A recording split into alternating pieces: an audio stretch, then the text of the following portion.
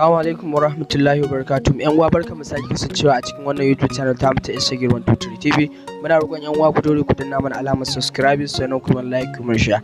A yau mun tun muku da wato ainihin wani bidiyo ne mai matukar muhimmanci yace zaka kare kanka ga masu yin hacking a cikin wato ainihin WhatsApp. So tari WhatsApp shi ma yanzu ana hacking amma an fi yin hacking din Facebook, amma yanzu WhatsApp shi ma ana yin hacking ɗinsa kamar yadda kuke ji.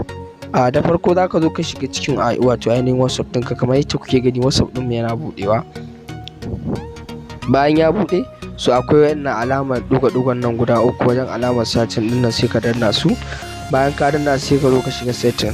Bayan ka shiga settings so bayan ka shiga setting ɗinka ba so kamar yadda kuke gani bayan ka shiga setting sai ka zo ka shiga cikin wato ainihin account inda aka saka account to sai ka zo ka shiga two step verification din nan.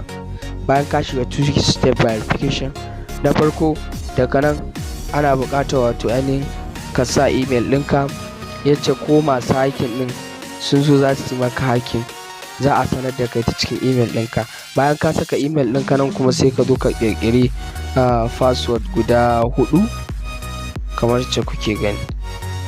Farko sai ka ƙirƙiri password guda 6 kai so gashi nan 6 password kana ƙirƙira insha Allah duk wanda ma ya tashi zai maka hacking za a sanar da kai ka hana shi yin hacking. So ana za mu kawo ƙarshen bidiyo. Muna roƙon yan uwa ku dole ku danna mana subscribe sannan kuma like sai mu sake haɗuwa a sabon bidiyo. Assalamu alaikum.